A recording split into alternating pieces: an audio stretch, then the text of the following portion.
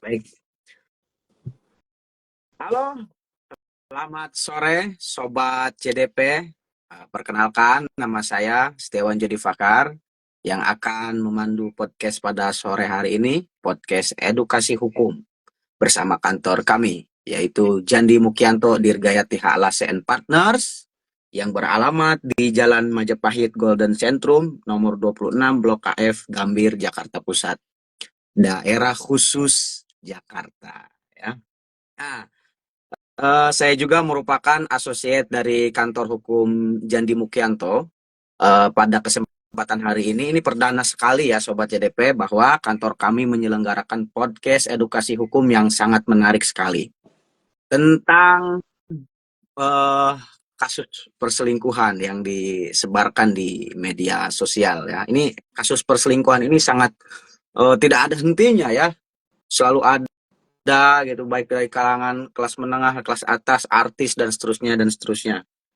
Nah, maka pada sore hari ini sudah membersamai ya, yaitu Neng Alia Amanda ya. Jadi, Neng Alia ini juga merupakan asosiat ya dari kantor kami dan merupakan alumnus dari Universitas Muhammadiyah Malang yang konon katanya juga merupakan mahasiswi terbaik meraih predikat cum laude ya. IPK-nya hampir mendekati 4 nih, luar biasa nih Neng Alia ini. Nah, Neng Alia, eh, pertama ingin saya kenalan dulu nih, biar Sobat JDP juga bisa berkenalan dengan Neng Alia. Pertama, pertanyaan dari saya nih Neng. Kenapa Neng Alia ini memilih jurusan ilmu hukum di Universitas Muhammadiyah dan kedepannya Neng Alia ini ingin jadi apa gitu kan? Nah, Neng Alia juga aslinya dari mana? Oke, sebelum Neng Alia berkenalan diri, saya Setiawan Jody juga asli dari Pandeglang, Banten ya. Kalau ada orang Pandeglang silakan di komen di bawah ini ya, biar kita bisa dialog interaktif. Silakan Neng. Oke, sebelumnya terima kasih kepada Kang ya, panggil Kang Jody ya karena orang Banten.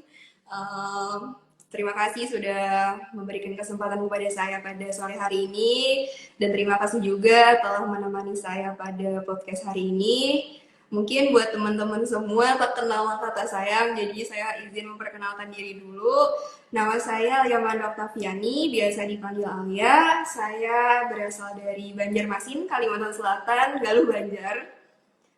Lalu saya kuliah di Jawa Timur, khususnya di Kota Malang, di Universitas Muhammadiyah Malang, dan mengambil jurusan ilmu hukum. Lalu dari pertanyaan Kang Jody tadi, kenapa sih memilih jurusan ilmu hukum gitu? Sebenarnya saya mengambil jurusan ilmu hukum ini mungkin karena background dari keluarga saya ya. Alhamdulillah kakek saya seorang pengacara di Banjarmasin, lalu nenek saya sendiri seorang jaksa di Tangerang, dan saya memilih ilmu hukum untuk melanjutkan studi saya dan memilih UMM sebagai tempat saya melanjutkan pendidikan. Karena di Malang itu kotanya dingin ya, baksonya enak, makanannya murah. Jadi tujuan mahasiswa tuh ke sana. Dan FYI, jadi di UMM itu banyak orang Kalimantan, Mas Kang. Gitu. Oh, jadi gitu. Ketika kuliah ke Malang diantrin sama orang tua nggak nih Neng Alia nih? Apa sudah Alhamdulillah mandiri? waktu Hmm. Alhamdulillah waktu tes saya diantar, tapi waktu saya udah pindah langsung ke Malang itu saya sendiri. Jadi cari kos sendiri, bener-bener mandiri, dan alhamdulillah juga terima kasih kepada mama dan papa udah ngasih izin kepada saya buat kuliah di Malang, yang mana dari situ membuat saya menjadi seseorang yang mandiri, yang mana saya juga alhamdulillah sekarang merantau di Jakarta, yaitu berkat doa orang tua juga sih pastinya. Harapannya ingin jadi apa ini? Ikut nenek atau ikut kakek jadi pengacara? Oke, jadi cerita sedikit ya. Cerita Ya. sedikit, khususnya di mana ya? Di UMM itu Mhm. ada namanya praktikum. Jadi di UMM sendiri itu khususnya di Fakultas Hukum itu kita sebagai mahasiswa tuh diajarkan bagaimana cara berpraktek di pengadilan, kita beracara itu bagaimana, proses litigasi itu bagaimana, kita diajarkan benar-benar diajarkan dari cara membuat surat kuasa, surat gugatan dan lain sebagainya. Lalu ada salah satu program yang alhamdulillah saya menjadi salah satu pesertanya di batch pertama, yaitu COE.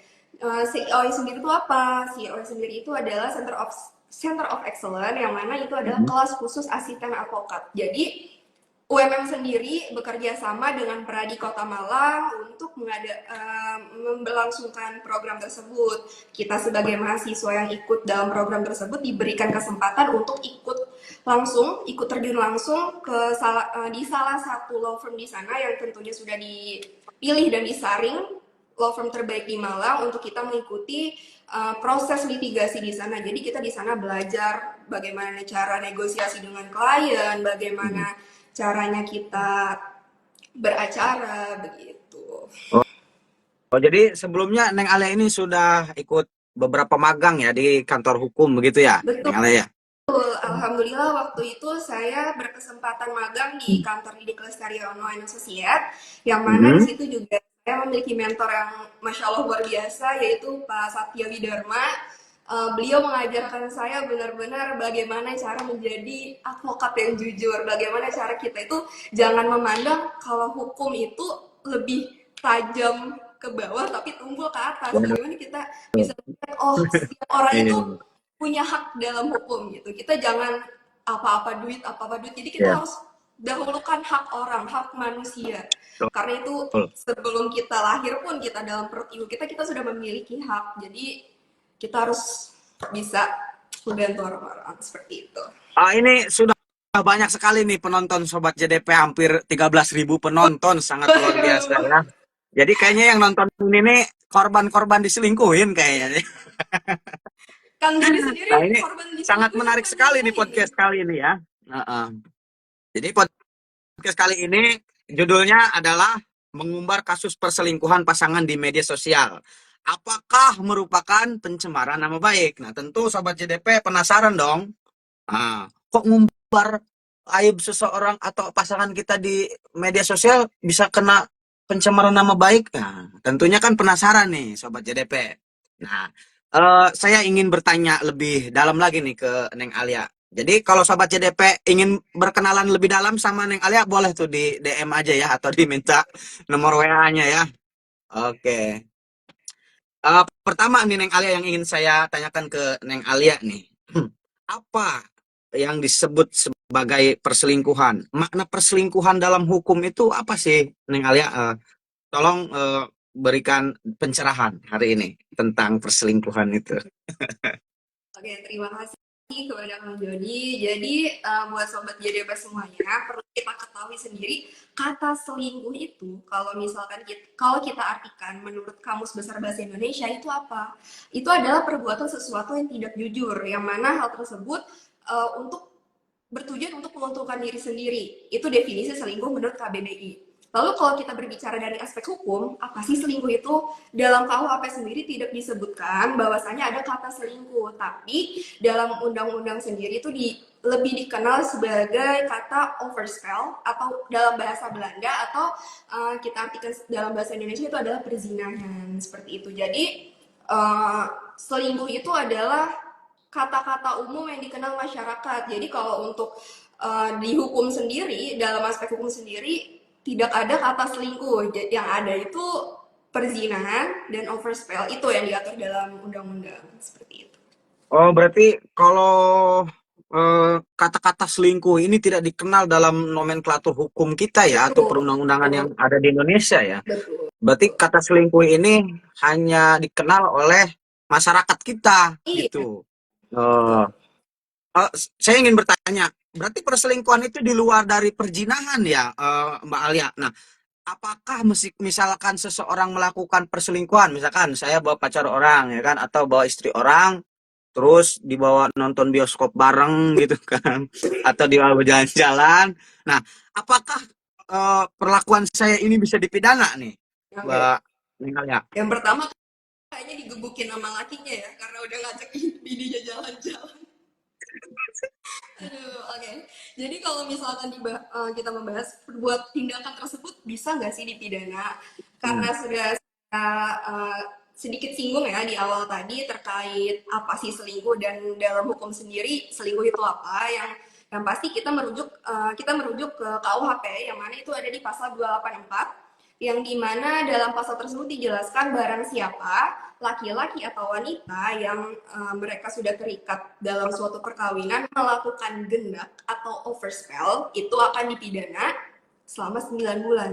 Tapi kalau Hmm. kasus seperti Kang Jody sebutkan tadi, bahwasanya itu hanya Kang Jody cuma ngajak istri orang buat makan, cuman nonton, nemenin jalan-jalan, itu bisa dikatakan selingkuh tapi dalam masyarakat ya, yang mana Hmm. itu adalah melanggar norma masyarakat. Kalau misalkan Hmm. dapat nggak sih, harus memenuhi unsur yang ada di pasal 284 tadi, yang mana mereka terbukti nggak melakukan persetubuhan.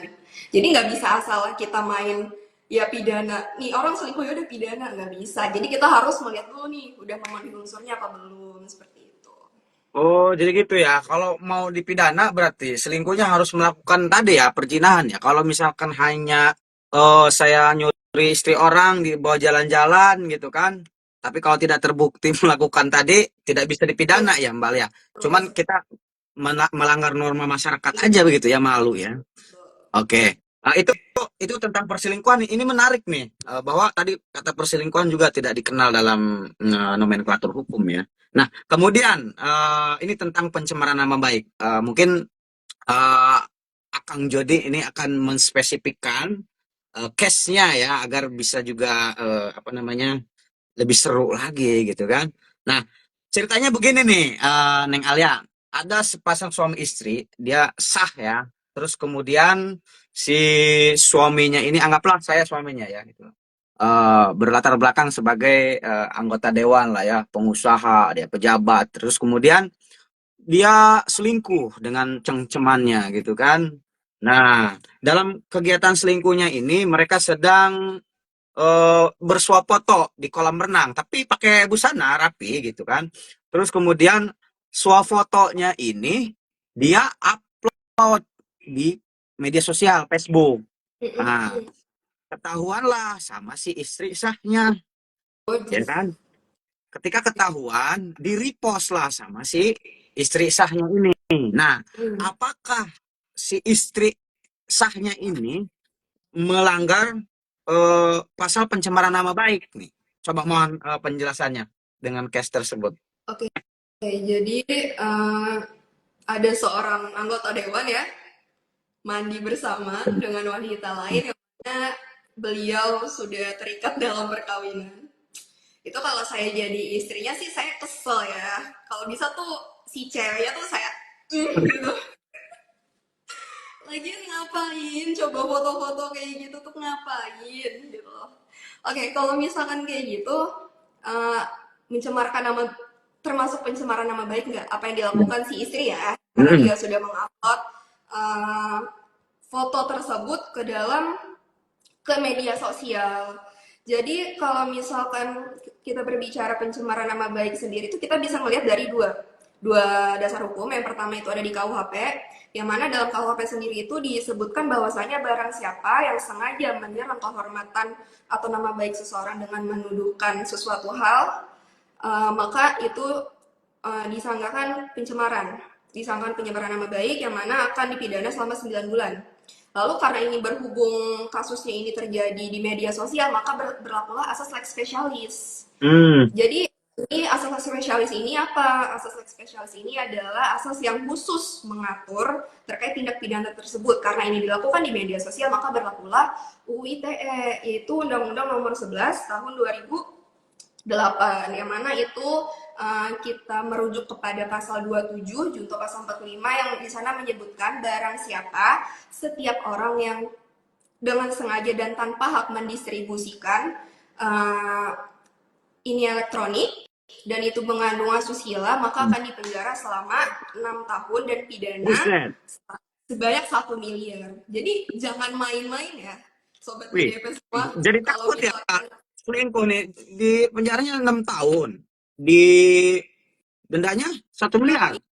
miliar banyak banget Cuman gara-gara foto gitu doang ya. ya gara-gara foto. Waduh, Jadi buset. uh, harusnya itu kita si istri ya harusnya Hmm. melakukan hal tersebut itu kan belum ada kepastian hukum ya, belum ada kepastian hukum kalau si suaminya ini benar-benar melakukan perzinahan yang mana bisa dituduhkan pasal 284 tadi, itu nggak bisa langsung oh disebar dan nggak bisa juga. Jadi kita itu mau upload foto atau mau upload nama seseorang itu mending jangan cari tahu dulu buktinya benar apa enggak, ini fitnah apa enggak, baru kita bertindak. Lagian juga itu jatuhnya merugikan diri sendiri, yang awalnya si istri Hmm. kesel sakit hati karena lakinya foto sama orang lain, jadi ya udah dia ngupload gitu biar mungkin ya si istrinya beranggapan ya udahlah biar nih laki gue jerak gitu, tapi si lakinya juga gimana ya, dia anggota dewan loh, dia foto dengan wanita lain itu udah bener-bener bukan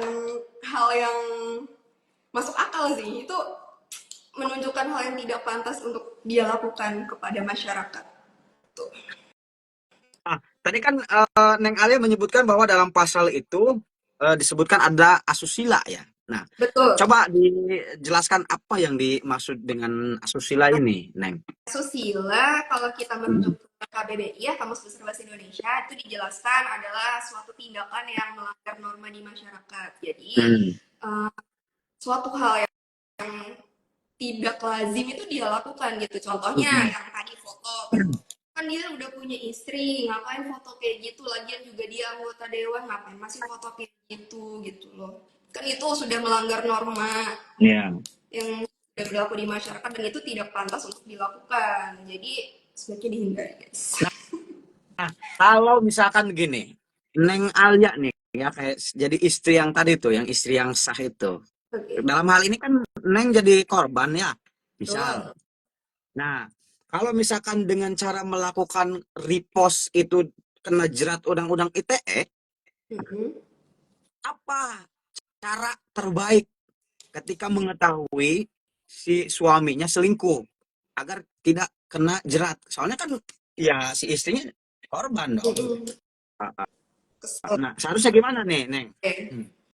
Ada beberapa upaya yang dapat dilakukan oleh si istri tadi. Yang pertama itu komunikasikan dulu. Karena mereka kan berumah tangga nih, yang mana mereka melakukan perkawinan atas dasar suka sama suka, adanya ikatan lahir dan batin. Alangkah lebih baiknya diomongin, tanya sama suaminya, lu ngapain gitu cari cewek lain, emang gua kurang apa, tanya yang benar sama lakinya. Hmm. Terus kalau dia bilang, lu nggak cakep, lu nggak gini gini gini, ya lu modalin lah bini lu kerja buat modalin bini lu biar bikin cakep, biar datang-datang tuh, aduh bini gue cakep gitu kan, jangan malah dandanin cewek lain. Dan jaga mata, karena laki-laki itu ya bener-bener laki-laki itu dia gak bisa jaga pandangan, dan dia gak pernah post dengan satu orang. Kenapa tuh? Matamu melemahkanku. Bener-bener makanya jaga pandangan, jangan sampai, karena semua itu berawal dari pandangan ya, karena Ya. rasa tidak puas dan gak bersyukur, si laki-laki nih gak bersyukur Hmm. nih. Yang kedua bisa dilakukan mediasi. Mediasi, misalkan ya udah nih komunikasi nggak nemu titik terang, uh, ya udah mediasi mungkin bisa dibantu oleh keluarga, kedua belah pihak dirembukin gimana nih buat kedepannya gitu. Lalu yang ketiga bisa melakukan perceraian, karena dalam undang-undang perkawinan sendiri Pak, khususnya pada pasal 39 itu dijelaskan bahwasanya salah satu alasan perceraian adalah salah satu pasangan itu berbuat zina. Jadi itu bisa dilakukan perceraian, tapi mungkin bisa dipikir-pikir lagi nih sobat-sobat. Perceraian itu adalah satu hal yang dilarang dan dibenci oleh Allah. Jadi kalau bisa dipikir baik-baik dulu, diomongin. Jangan sampai terjadi perceraian karena apa? Anaknya, kalau ada anak kasihan anaknya. Terus ya buang-buang waktu, buang-buang tenaga, kayak ya janganlah. Dan itu juga hal yang dibenci Allah kan ya. Lagian Hmm. lakinya juga jangan kayak gitu, dia udah mengkhianati istrinya, mengkhianati agamanya, janji pernikahannya dia kan udah dikhianatin gitu sih, si lakinya nggak setia gitu. Lalu upaya yang keempat itu bisa dilakukan pelaporan, karena perzinahan sendiri itu adalah delik aduan, yang mana itu salah salah satunya adalah si istri bisa, yang misalkan di dalam hal ini si cowoknya selingkuh, si istrinya bisa melakukan pelaporan yang mana harus memenuhi unsur-unsur dulu yang ada dalam pasal 184 KUHP. Di situ alat bukti yang sah, ada keterangan saksi, keterangan ahli, surat petunjuk keterangan terdakwa, dan tambahan itu dari UU ITE ada bentuk video chat dan foto seperti itu. Jadi itu bisa sebagai acuan dan alat bukti melaporkan si lakinya kalau berbuat zina gitu loh. Dan nggak bisa langsung dilaporin kalau misalkan itu tidak terbukti mereka melakukan perselingkuhan. Jadi kalau misalkan cuman chat doang, lalu ketemuan jalan, bahkan sorry kayak ciuman dong atau grepe-grepe, itu masih belum bisa dipidana. Jadi harus spesifik nih, karena ya agak merugikan juga ya peraturannya ini, kayak, tapi itu bukan hal yang bisa dinormalisasi dan tidak bisa dibenarkan juga karena itu melanggar janji pernikahan mereka. Oh, Seperti itu. berarti ada banyak opsi ya yang diberikan ya ketika si istri ini menjadi korban dari kasus perselingkuhan. Ini menarik sekali nih jawaban dari Neng Alia nih. Yang pertama, lakukan dengan komunikasi dulu ya. Tuh. Dipanggil suaminya kan, sini lo gitu, Tong. Lu malah selingkuh lu ya, ya kan? Iya. Ngobrol-ngobrol-ngobrol. Kalau misalkan cara komunikasi tidak selesai, pakai cara mediasi, hadirkan kedua belah pihak mertuanya kan, gitu kan? Masa iya tidak insaf gitu kan? Nah, terus yang ketiga cerai, tapi kan cerai ini juga tidak di ini ya dalam agama sangat dibenci ya sama Allah ya. Terus yang keempat laporan polisi, hmm, ya kan? Terus satu lagi yang paling penting, Neng, doain suami biar sadar. Iya benar, karena doa istri itu Iya, insya Allah kabul ya, langsung iya, nyampe, iya, apalagi tersakiti gitu. betul. Nah, ini Sobat CDP mungkin sudah tidak sabar ya. Ini kita beralih ke sesi tanya jawab. Ya, sudah mulai ada yang masuk tuh dari pertanyaannya ya. Nah, yang menarik Sobat CDP karena ini live podcast pertama kantor JDP Law Firm. Jadi yang bertanya ini nanti akan mendapatkan konsultasi hukum gratis ya. Langsung datang ke kantor kami ya di alamat Jalan Majapahit Golden Centrum nomor 26 Blok AF Gambir Jakarta Pusat DKJ Jakarta. Langsung datang. Wih, mantep. Ya, kantornya deket di Seknek ya. Kamonas 5 menit lah menumpang suku. 10 menit Nah, kalau jalan kaki kamu ya. 10 Iya. menit ya. Oh Iya. iya, 10 menit kata Mbak Alia, Neng Alia tuh. Nah, silakan bagi yang mau bertanya di chat aja ya atau mau ikut gabung juga boleh ya. Nah, mungkin ini dulu nih Neng Alia nih ada yang mau bertanya nih. Satu dulu nih ya dari Aisyah Rahma. Nah, pertanyaannya, tapi Mbak Al kadang dilaporkan itu kalah efektif daripada dipiralkan. Gimana tuh? Nah, ini menarik nih. Ada kata-kata no viral, no justice tuh, Betul. Neng Alia ya. Nah, karena dilaporin, oh nggak bisa, nggak dilanjutin terus sama pihak kepolisian. Ya udahlah, gua viralin aja nih kasus suami gua gitu kan. Nah, itu gimana tuh? Alia memandang no viral, no justice ini.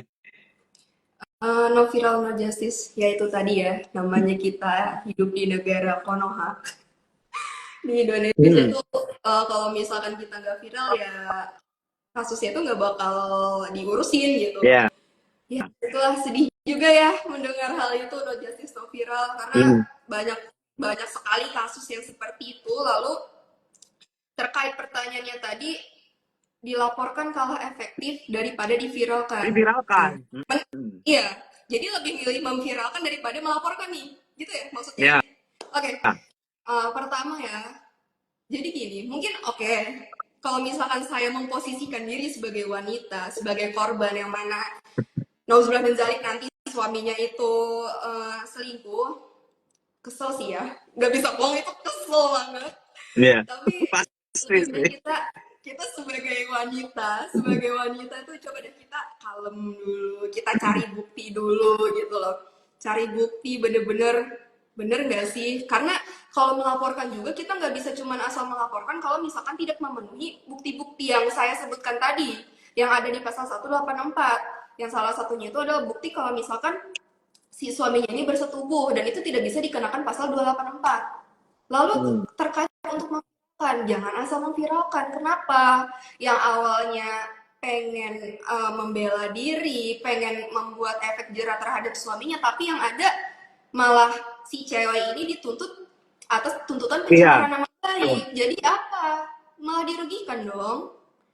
Kayak gitu. Jadi ya mungkin ya lebih bisa di follow up lagi, dilaporkan gitu. Kalau emang si suaminya nih udah dilaporkan, terus udah menjalani masa hukuman dan masih aja seperti itu, ya udah doakan kalau emang udah nggak sanggup lagi ya bisa dengan cara melakukan perceraian tadi. Tapi ingat sekali lagi, perceraian itu adalah hal yang dibenci dari Allah. Makanya teman-teman semua, cari suami, cari istri itu yang ngerti agama, bertanggung jawab, Masya menerima kita apa Allah. adanya. Mm-mm. Jangan cuma lihat fisiknya doang. Fisik mah Betul, juga berubah. Jadi betul. yang bener-bener aja deh nyari suami, gak usah Iya, ngasal-ngasal gitu. betul. Nah, itu tuh ditanggapi lagi tuh sama Aisyah Rahmat tuh. Sejauh ini banyak kasus perselingkuhan justru selesai ketika dikawal netizen. BTW Mbak, suami itu cuma ada dua opsi Mbak. Kalau nggak diambil Tuhan, ya diambil orang. Ya betul ya. Tapi memang menarik juga sih kalau misalkan ya apa namanya diviralin ini, cuman ya kita yang penting bisa menghindari dari undang-undang ITE itu ya Mbak Alia ya. Iya. Jangan sampai kita niatnya baik ya untuk tadi biar si selingkuhannya itu kapok, tapi malah kita yang kena jerat gitu kan. Lebih baik dihindari dengan cara tadi komunikasi, mediasi. Kalau masih degel beta si suami mending diceraikan atau laporkan ke polisi gitu kan. Kalau ketahuan dia zina, ya kan? Nah, itu. Semoga menjawab untuk Mbak Rahma ya. Mbak Rahma, terima kasih sudah bertanya. Selamat Mbak Rahma bisa datang langsung ke kantor kami ya, ke Ini Jakarta. ibu Tapi saya ngomong sendiri. di Malang. Ya, Jauh-jauh dari Malang. ya, Baru kesini ya. datangnya. Itu ada yang nanya lagi nih Oke, apa tuh? dari Akang Raffi. Waduh. Raffi Ahmad kayaknya nih nonton kita nih. Ya kan? Nih, Kak mau tanya Kak, ada teman saya yang suka masih upload-upload kenangan sama mantannya. Apa itu bisa dilaporkan Kak? Waduh, kayaknya nih galau dia nih. Gagal move on gak, Belum Kak? bisa move on. Iya, betul. Iya. Oke. Jadi itu apakah bisa dikatakan sebagai pencemaran nama baik? Bisa. Mhm. Oke. Bisa kalau misalkan barang siapa yang dengan sengaja dan tanpa hak. Jadi dengan tanpa hak itu dia secara sadar tanpa ada paksaan dari siapapun ngupload video foto-foto si mantan ke media sosial, terus si mantan ngeliat dan gak terima, dia ngelaporin ke polisi, bisa kena 6 tahun dan 1 miliar, jangan macam-macam. Jadi Buset. Ngeri amat ya. jangan, jadi serem juga kan. Jadi kalau misalkan Mhm. gagal Karena pikir tanpa hak ya, tadi ya. kenapa? Ya karena tanpa hak tadi. Iya, Mhm. tanpa hak tadi kan dia Betul. nggak ada hak buat Iya. ngupload, dan si yang diupload atau si mantannya ini nggak terima, jadi dia bisa Mhm. aja melakukan laporan ke polisi. Dan Iya. misalkan si mantannya ada bukti nih, dia ngupload Iya. foto saya gitu segala macam, ya Mhm.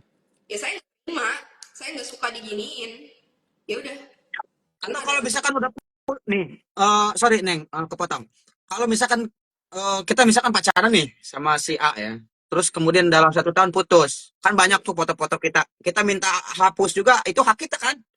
Iya, hak kita karena itu Ya kan? ada foto Nah saya sendiri betul. ya. Dan kalaupun Iya. dia menyebarkan, tetap menyebarkan nih, kalau saya nggak terima ya bisa aja saya laporkan gitu. Iya betul.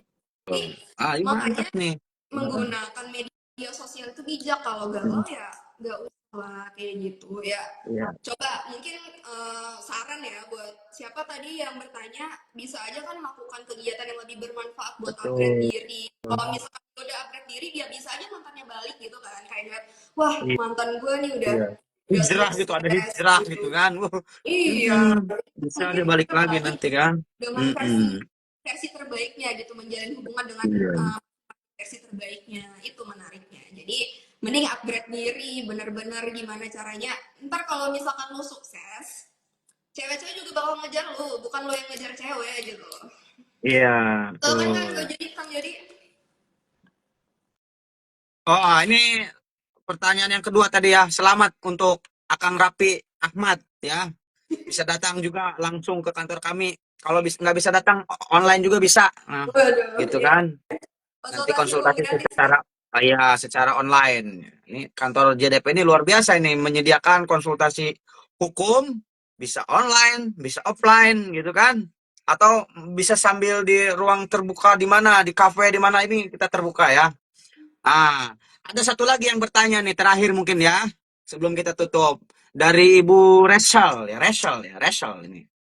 Ah, pertanyaannya, Kak mau tanya, ada suami istri. Si suami selingkuh. Si istri mengirimkan bukti berupa foto dan chat si suami dengan selingkuhannya ke WA grup keluarga. Buset. Hmm. Apakah itu pencemaran nama baik? Bu, ini kasih kalau grup keluarga mah ada grup keluarga dari si ibu, si bapak, belum cucu, Iya, cicitnya udah banyak keluarga itu. besar. Nah, apakah ini bisa pencemaran nama baik nih, Neng Alia nih? Silakan.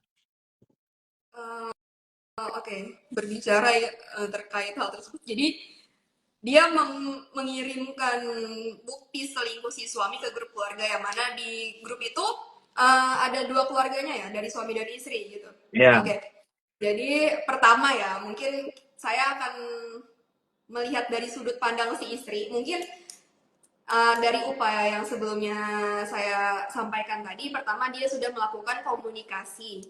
Oke, Hmm. pertama mungkin udah bisa nih, di suaminya tetap aja nggak mau disalahin, apalah jawaban dan alasannya segala macam. Lalu ya udah istrinya berusaha untuk bagaimana caranya hal itu tidak terjadi lagi dengan mencoba mendiskusikannya dengan keluarga dan mengirim bukti perselingkuhannya tuh ke WA group. Ya mungkin itu atas dasar ya udahlah mau mediasi, mungkin karena jauh gak bisa bertemu secara langsung, berhubungan dan berkomunikasi melalui grup WA tersebut. Itu mungkin niat si istri ya. Tapi kalau misalkan si suaminya nggak terima atau ada salah satu anggota grup itu menyebarkan ke media sosial yang lebih besar yang mana hal tersebut diketahui umum, maka itu bisa jadi melanggar pasal UU ITE tadi, yang mana pasal 27 junto pasal 45. Nah, itu adalah termasuk pencemaran nama baik karena dia sudah mendistribusikan atas nama si suaminya itu yang mana itu diketahui oleh umum, maka dia akan dipenjara selama 6 tahun dan denda sebanyak 1 miliar gitu. Jadi pokoknya hati-hati lah ya untuk bijaklah dalam bermedia sosial karena serem Hmm. banget, serem. Ya. Kan kita nggak tahu tiba-tiba HP-nya hilang kah atau gimana gitu kan, bahaya Iya. juga guys. Memang bahaya ya selingkuh ini ya. Iya, makanya Sampai-sampai jangan main-main gitu, Iya, cukup dari aja. selingkuhnya banyak yang viral-viral, apalagi kalau dibuatkan film ya. Layangan putus, Tuh. tuh film selesai, ya kan, yang menceritakan tentang perselingkuhan ini kan. Iya. Jangan-jangan Atau ini Neng bentar, Alia juga bentar, jadi bentar. korban Interupsi, perselingkuhan. interupsi. Nah, Interupsi. Kang Jody pernah diselingkuhin atau diselingkuh nih? pernah sih Apa tuh? Selingkuh atau diselingkuhin? diselingkuhin Aduh, sih. Nyelingkuhin juga aduh. pernah sih. Padahal namanya Mm-mm. setiawan ya. Dua-duanya juga pernah sih nyelingkuhin pernah, diselingkuhin juga pernah ya. Parah. Neng Alia, oke, Oke. sebelum kita tutup karena sudah tidak ada yang lagi bertanya ya. Ya. Aku ada pertanyaannya, games ya. Waduh, Tapi games apa tuh? ini Neng Alia menjawabnya harus satu kata aja dengan cepat ya, jangan lambat, jangan sampai mikir, Gak boleh langsung mikir. jawab. Oke? Pertanyaannya ada 5 ya. Waduh. Langsung cepat ya, jawabnya ya. Oke? Siap? Are Oke, you ready? Are you oke. ready? Jangan Oke. macam-macam loh. Selingkuh atau diselingkuhin? Diselingkuhin aja, gak mau nyakitin orang. Diselingkuhin. Oke. Oke. Yang kedua, nembak atau ditembak? Nembak. Nembak. Ih, mantep, gentle dia berarti ya. Berani. Oke. Oke, yang ketiga, mapan dulu atau bangun bareng-bareng? Mapan. Realistis ya. Realistis ya. Ya tuh, lihat sobat CDP tuh yang mau ngelirik Alia harus mapan dulu. Ya, Oke, karya yang kerja masa keempat nih. jalan laki Yang dua. keempat, yang keempat. Bulan madu ke Eropa atau uangnya dipakai DP beli rumah. Rumah. Rumah, mantap. Yang kelima terakhir. Oke, yang kelima ya. Oke. Pilih cowok orang Sunda atau orang Jawa? Aduh. Jawa aja kali ya. Jawa. Jawa. Oke. Terakhir satu lagi bonus ya. Bonus satu lagi. Oke. Pilih suami eh, pengacara atau jaksa? Aduh. Kalau soal kalau Berat ya. soal pengacara yang ada debat mulu ya. Iya. Jaksa aja deh. Timbang Jaksa. Mantap. Berarti ikut kayak neneknya ya berarti ya. iya betul. Mm-mm. Tinggal Mantap. spekulasi. Oke. Oh, tibalah kita di acara penutup ya. Ini udah hampir 1 jam podcast edukasi kita. Yang pertama saya ingin ucapkan terima kasih kepada Neng Alia ya yang sudah bersedia menjadi pembicara pada podcast edukasi hukum yang diselenggarakan oleh kantor Jandi Mukianto Dirgayati Halas and Partners. Oke. Yang kedua saya juga mau mengucapkan kepada pimpinan kantor kita ya, JDP Law Firm yaitu Pak Jandi dan Ibu Dirga sebagai managing partner dan juga Ibu Giasti Italiane ya sebagai Ibu MD kita ya. Dan juga rekan-rekan yang sudah membantu kami agar terlaksananya podcast edukasi hukum yang sangat luar biasa ini sampai 15.000 penonton ya. Wah, luar biasa ya. Luar biasa ya. Terus Antusiasnya dan yang paling Jody. utama adalah saya berterima kasih kepada sobat JDP yang sudah menonton podcast edukasi hukum yang luar biasa ini ya. Oke, saya Setiawan Jody Fakar, santri lawyer sejokulu. Oke, mengucapkan mohon pamit undur diri, mohon maaf bila ada salah-salah kata dari saya.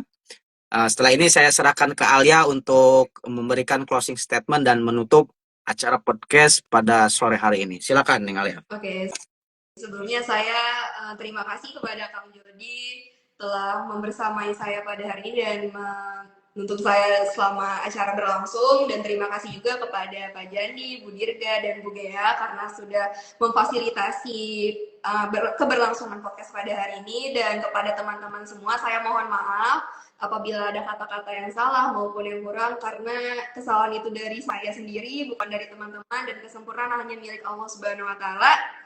Dan untuk closing statement buat sobat-sobat semua, bijaklah dalam bermedia sosial, dan kalaupun ada masalah apapun itu, sekecil apapun itu, usahakanlah kita mediasi dulu dan omongin baik-baik, jangan asal main judging orang-orang, ngejudge orang gitu, langsung memviralkan apapun itu. Jadi gunakan sebaik mungkin, gunakan untuk hal-hal yang bermanfaat, sebar kebaikan dalam bermedia sosial. Mungkin itu saja dari saya, cukup sekian.